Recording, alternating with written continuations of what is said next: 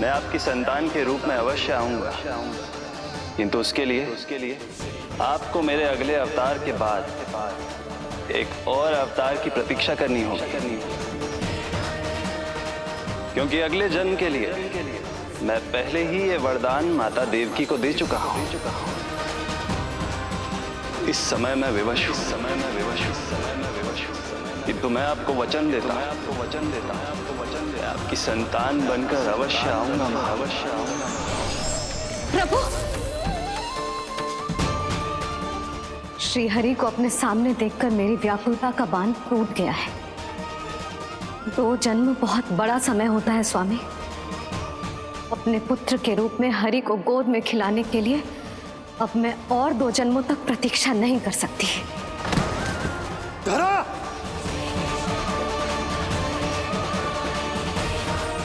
माता देवकी को मैं पहले ही वचन दे चुका हूं, इसलिए विधि के विधान के अनुसार मुझे उन्हीं का पुत्र बनकर जन्म लेना होगा। किंतु आपकी आतुरता का अनुभव करने के बाद अब मैं भी आपका स्नेह पाने से स्वयं को और वंचित नहीं रख सकता। ये जो भी हो रहा है प्रभु की ही लीला है। कृष्ण के जन्म के तुरंत बाद भगवान विष्णु के आदेश पर वासुदेव जी के यहाँ आना पड़ा और आपकी और रानी यशोदा की पुत्री को अपने पुत्र के साथ बदलना पड़ा और इस तरह कृष्ण आपके और रानी यशोदा के पुत्र बन गए।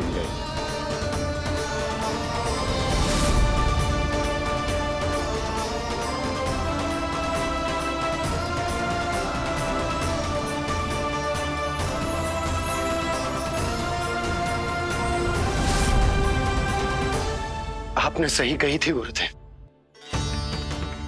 कि सुनने में तो वरदान ही लगता, पर इसे स्वीकार करना होता ही कठिन। जब यशोदा को इस बात का पता चलेगा तो उसे कैसा लगेगा? अपने नाम का अर्थ अच्छे से सुनो है ना तूने? उसका हर एक अक्षर भगवान श्री नारायण से संबंधित है, जैसे उन्हीं का स्वरूप है तू। बस मैया, ये सत्य आपसे छुपा रहे, इसी कारण बाबा के लिए ये जानना आवश्यक है। फिर चाहे इसे स्वीकार करना उनके लिए कितना भी कष्टदायक क्यों ना हो।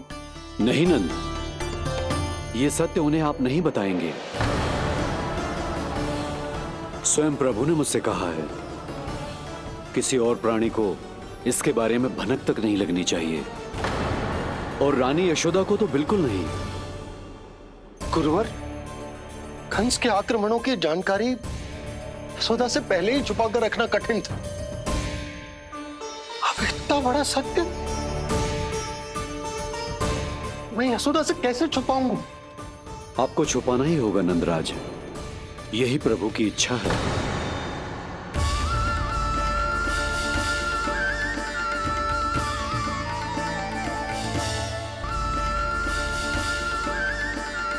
और क्यों गुरुवर?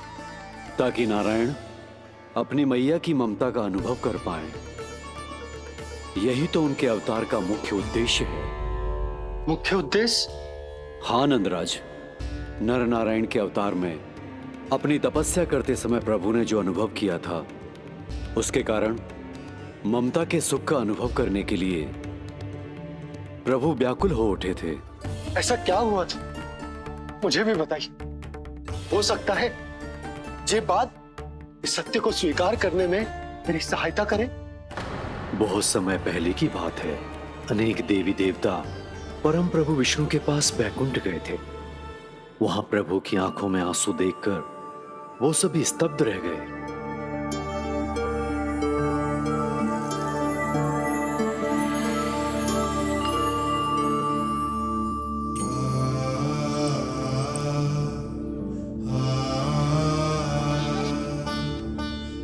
प्रभु, आपकी आंखों में आंसू?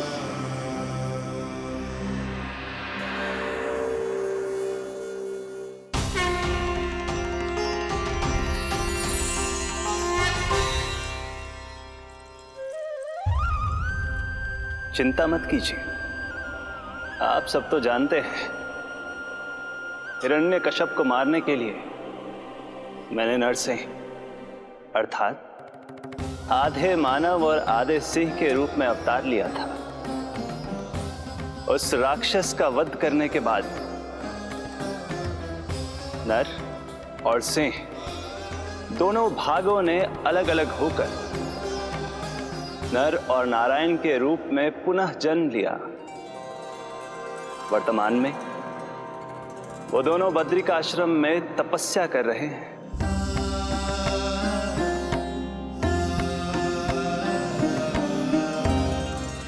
आज उन दोनों ने कुछ ऐसा देखा जिसने मुझे भी भावुक कर दिया।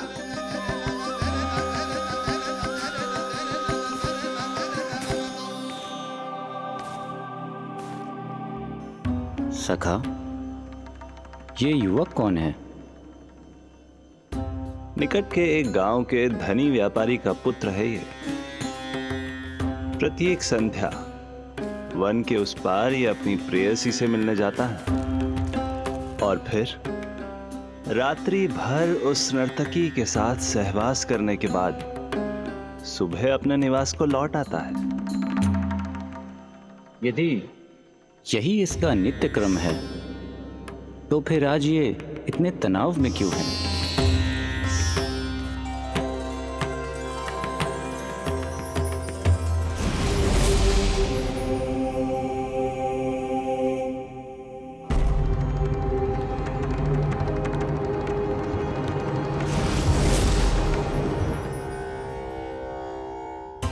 कल रात्रि प्रेम क्रिया के मध्य उस नर्तकी ने इससे पूछा, ये सबसे अधिक प्रेम किससे करता है? जब इसने कहा तुमसे, तो वो बोली, तुम्हें अपने प्रेम को सिद्ध करना होगा। अपनी मां के हृदय को उसके तन से अलग कर मुझे सौंपना होगा। मां का हृदय?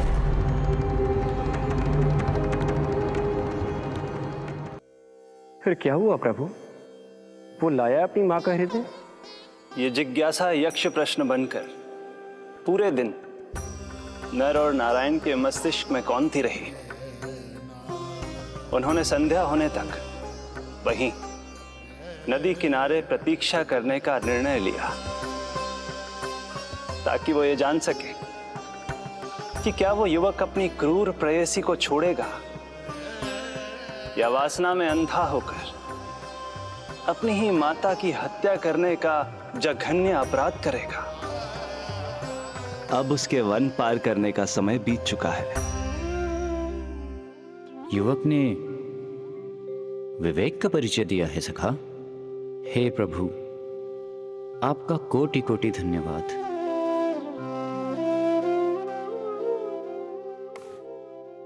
सखा,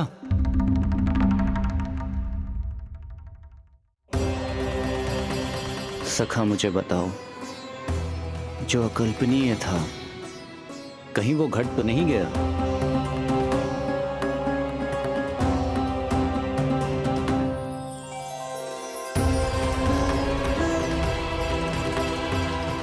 जब इस युवक की मां को इसकी प्रेयसी की क्रूर मांग के बारे में पता चला तो जो उसने किया वो इस समस्त संसार में केवल एक मां ही कर सकती है। बस इतनी सी बात?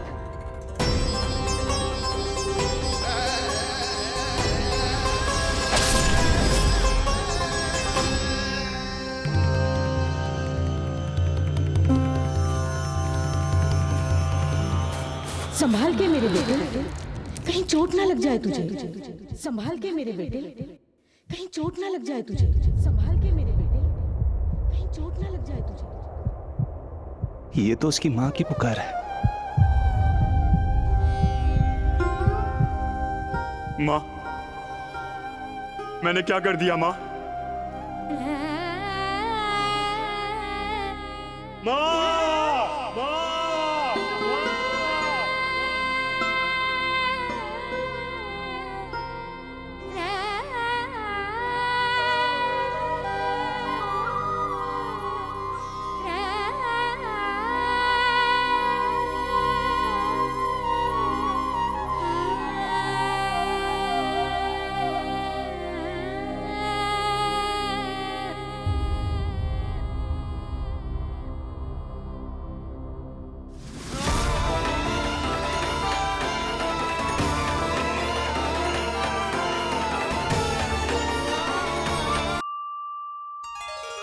कृष्ण।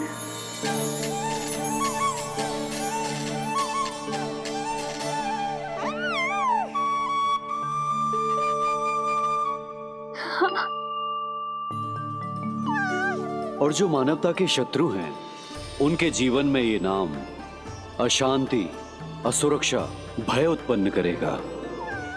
पर सात्विक प्रवृत्ति के व्यक्तियों के लिए ये नाम शांति, संतोष और सुख का सूचक होगा।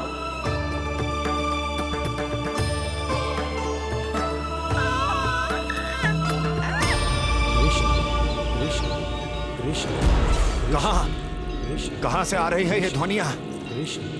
कहां से आ रही है ये ध्वनियां?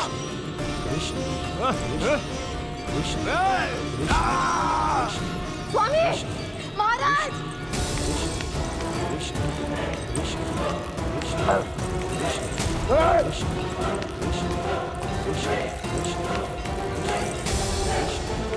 कैसी ध्वनि महाराज?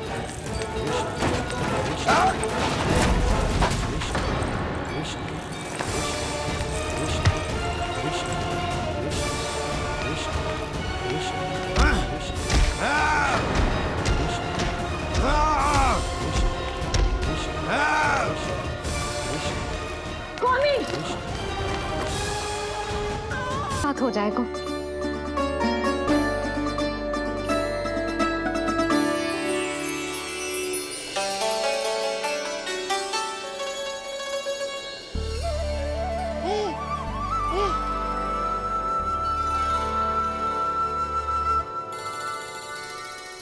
कितने प्यारे और निर्दोष बालक हैं।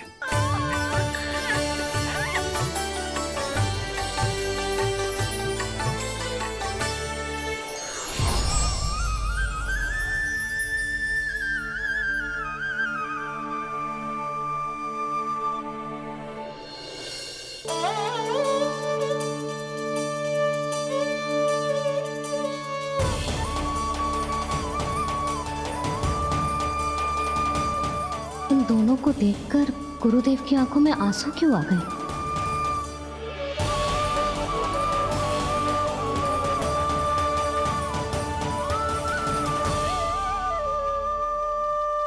ये क्या कर रहे हैं ऋषिवर? संभालिए अपने आप को, नहीं तो मेरा रहस्य खुल जाएगा आज। अरे ऋषिवर, हाथ मत जोड़िए। इससे पहले कि गड़बड़ हो जाए, अपनी नमस्कार मुद्रा को आशीर्वाद मुद्रा में बदल दीजिए। बात को समझिए। मैंने ये अवतार मैया और लल्ला के अद्भुत संबंध का अनुभव करने के लिए लिया है, पर आपकी भावुकता के कारण यदि मैया को मेरा सत्य पता चल गया तो ये संबंध ही बदल जाएगा।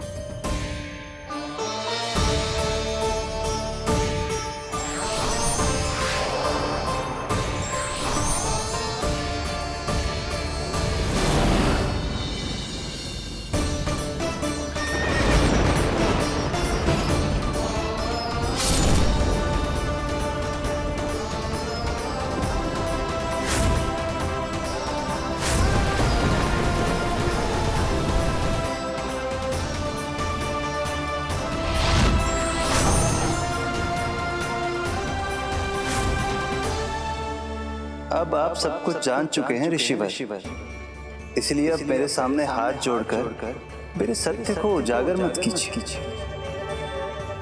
अपने शिष्य वसुदेव के पुत्र के रूप में मुझे आशीर्वाद दीजिए।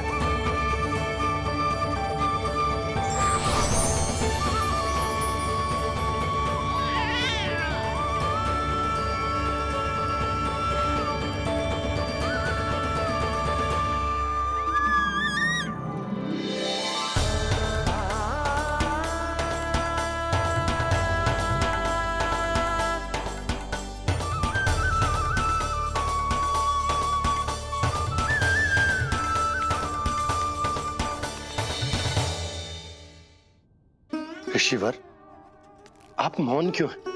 और आपकी आंखों में आंसू? सब कुछ ठीक है ना?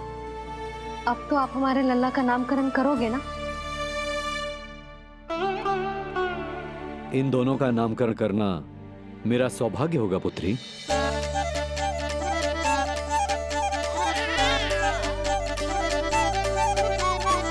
परंतु ये गोपनीय रूप से करना होगा।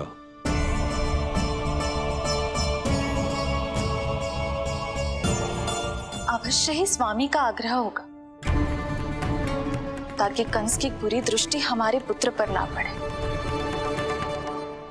ये तो बहुत महान ऋषि हैं। इन्हें कंस के अत्याचारों के बारे में अवश्य पता होगा। अपनी संतान का नामकरण संस्कार करना एक मां के लिए उत्सव से कम नहीं होता है, पर यह छुपकर करना होगा। आप दोनों को स्वीकार तो है ना? जैसी आपकी आज्ञा गुरुदेव। स्वीकार है गुरुदेव। तो फिर कहाँ करना है हमें नामकरण का प्रबंध? गुरुदेव, मंदिर सही रहेगा? उससे पवित्र स्थान तो हो ही नहीं सकता है। ऋषिवर, आप तनिक विश्राम कीजिए, हम लोग प्रबंध करते हैं। मैं कुछ समय इन बालकों के साथ व्यतीत करना चाहूंगा। ये तो इनका सौभाग्य होगा। हमें आज्ञा दीजिए।